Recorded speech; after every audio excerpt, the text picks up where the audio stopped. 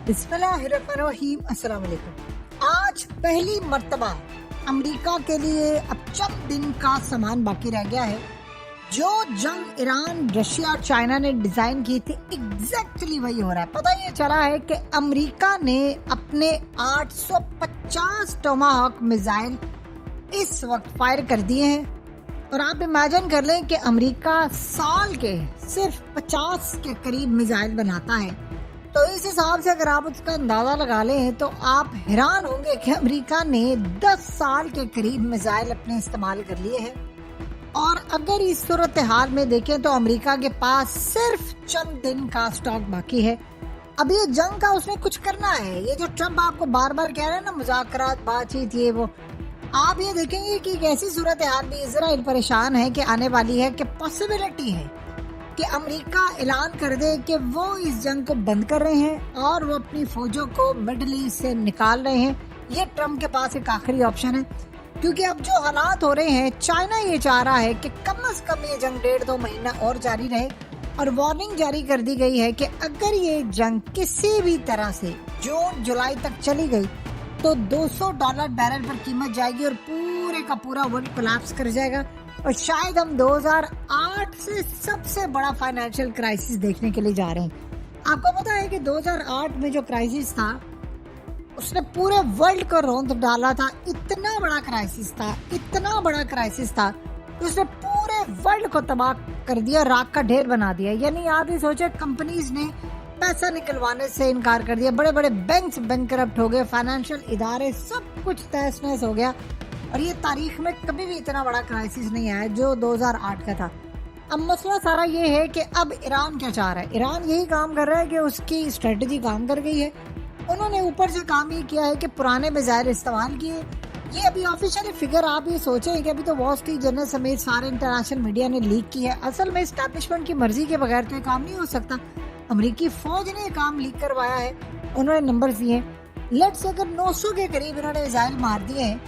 America के पास maximum जो missile हो सकते हैं, मैक्सिमम, वो आप समझ लें कि ज्यादा से ज्यादा 1.5 महीने के मिसाइल हो सकते हैं। और अब या तो वो सारे मिसाइल खत्म करके अमेरिका भांग हो जाए, या वो इस 5-7 दिन में किसी भी वक्त ट्रम्प ऐलान कर दे कि मैं इस जंग को बंद करने वाला हूँ, अब ये जंग कैपेसिटी से बाहर हो गई है, और वो निकल जाए और वो ये फतह डिक्लेयर कर दे, यानी वो विक्ट्री स्पीच कर दे और ऐलान कर दे कि जी मैं जितना कर सकता था मैंने किया, ईरान के अवाम सड़कों पर नहीं निकली। अब जरा सूरत हाल देखिए, जेडी वेंस की कॉल गई है नेतन्याहू को, और उसने नेतन्याहू को शदीद बुरा भला कहा है, शदीद बुरा भला कहा है, और कहा है कि जो तुमने प्लान बताया था हमें कि ये होगा वो होगा, ऐसा कुछ भी नहीं हुआ, और तुम्हारी वजह से आज अमेरिका फंस चुका है और इजराइल रजीम चेंज करवाने में नाकाम रहा है। यानी ये सूरत हाल है।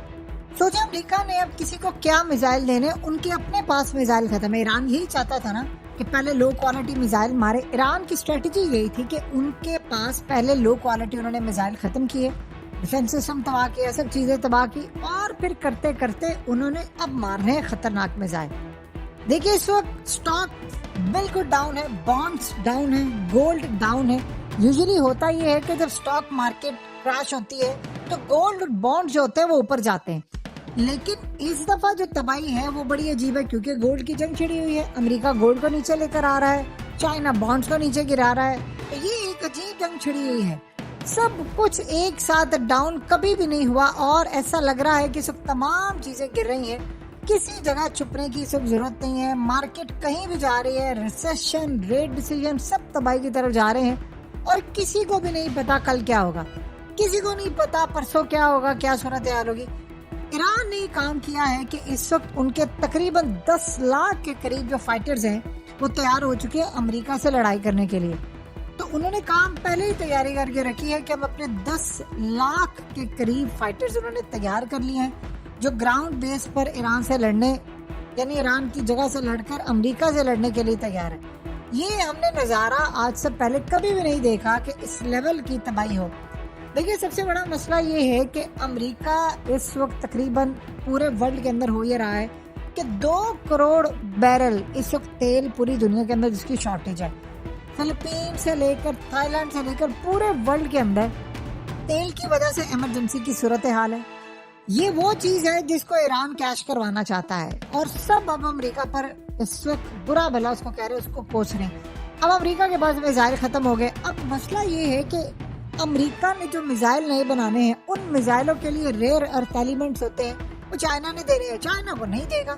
امریکہ کے پاس میزائل نہیں ہوں گے۔ اب فیصلہ یہ ہے کہ امریکہ نے اپنے ملک میں اپنے ملک کا دفاع کیسے کرنا ہے مستقبل کا، اگر لڑائی ہو جاتی ہے۔ چائنا یہی چاہتا تھا کہ امریکہ کے میزائل ختم ہو، اور دیکھیے یہ چائنا نے جو جنگ ڈیزائن کی ہے، جو رشیا نے کیا، امریکہ کے وہم و گمان میں بھی نہیں تھا۔ اصل میں بات وہ ہے جو جے ڈی وینس نے آج کر دی ہے نیتن یاہو کو، کہ تم نے ہمیں کہا کہ ایران میں رجیم چینج آپریشن کریں گے، ایران اس لیول پر نہیں آئے گا، تمہاری اوپر رلائے کر کے ہم نے یہ کام کیا ہے، تو یہ کام نہیں ہوا۔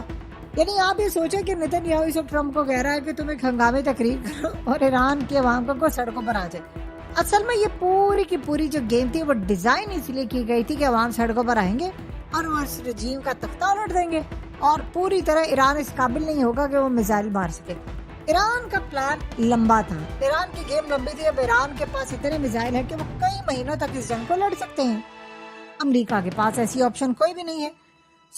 اب جو سب سے بڑا معاملہ اور مرحلہ یہاں پر یہ آ رہا ہے کہ امریکہ اس وقت، آپ یہ سوچیں، سب سے زیادہ مسائل یہ ہیں کہ ایران کے پاس جو میزائل ہیں وہ ختم ہونے کا نام نہیں لے رہے، اور جس حساب سے وہ میزائل مار رہا ہے وہ کہہ رہے ہیں کہ اب کمپلیٹلی 100% ڈسٹرکشن ہونے والی ہے امریکہ کی اور باقی طاقتوں کی۔ مسئلہ یہ ہے کہ اب یہ کہاں پر جائیں گے؟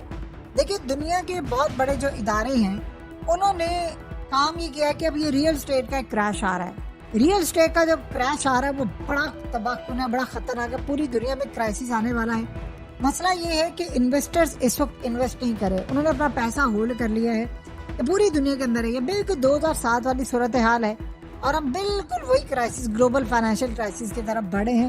اس میں کمرشل ریئل اسٹیٹ آفیسز، یہ وہ سب کچھ تباہ ہو جائے گا، اور لوگ پراپرٹیز کسی صورت نہیں خریدیں گے۔ آنے والے وقت میں آپ کو ایگزیکٹلی یہی حالات ہوتے ہوئے نظر آ رہے ہیں۔ اب مسئلہ سارا یہاں پر یہ ہے کہ ایران کے اندر اس وقت کیا صورتحال چل رہی ہے۔ دیکھیں، ایران اس وقت مکمل طور پر تباہی مچا رہا ہے پورے ورلڈ میں، وہ اٹیک پر اٹیک کرتا جا رہا ہے۔ ایران نے اس بات کو میک شور کیا ہے کہ انہوں نے ہر صورت پورے ورلڈ کے اندر اٹیک کرنے۔ اب جو کرٹیکل پوائنٹ اس وقت آ چکا ہوا ہے امریکہ کا، اس میں اب امریکہ نہ تو تائیوان کا دفاع کر سکتا ہے۔ دیکھیے، دونوں کی تو لاٹری نکلی ہے نا، چائنا کی بھی نکل آئی ہے، رشیا کی بھی نکل آئی ہے۔ اب یوکرین کے اندر بھی میزائل نہیں پہنچ سکتے، اب یوکرین کے اندر نہیں جائیں گے۔ اب یوکرین کو اندازہ ہے کافی دیر تک کہ ہمیں جلد از جلد یا تو سرنڈر کرنا ہے، یا ہمیں جتنا علاقہ ہمارے پاس ہے اس پہ گورنمنٹ اپنی چلانی ہے۔ یہ ان کا فیصلہ ہونے والا ہے۔ اب رشیا اپنے آپریشن تیز کرنے والا ہے، ایک چیز۔ دوسرا، تائیوان کے معاملے پر بھی چائنا کی اب لاٹری نکل آئی ہے۔ دیکھیں، میزائل ہے نہیں تو آپ نے دفاع کیا کرنا ہے؟ اور مزے کی بات دیکھیے کہ جتنے میزائل ایران کے پاس ہیں اس سے 10 گنا زیادہ چائنا کے پاس ہیں، اور امریکہ کے پاس اب میزائل زیادہ سے زیادہ 1.5 مہینے کے۔ تو ایران کو اس وقت رشیا اور چائنا یہ چاہ رہے ہیں کہ آپ کسی طرح جنگ کو 1.5 مہینہ کھینچ کر لے کر آئیں آگے۔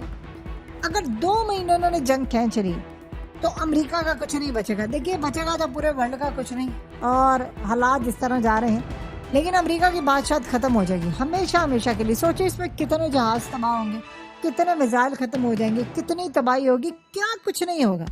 تو کیا اس صورتحال میں امریکہ سروائیو کر پائے گا؟ امریکہ مینج کر پائے گا؟ کبھی بھی نہیں کر پائے گا۔ یہی اصل مسئلہ ہے جو ایران چاہتا تھا۔ اب ایران $200 بیرل پر تیل لانے کی کوشش کر رہا ہے کہ میں امریکہ پر ایک گولی نہ چلاؤں، ایک حملہ نہ کروں، اور اس کے بعد امریکہ مکمل طور پر تتر بتر ہو جائے۔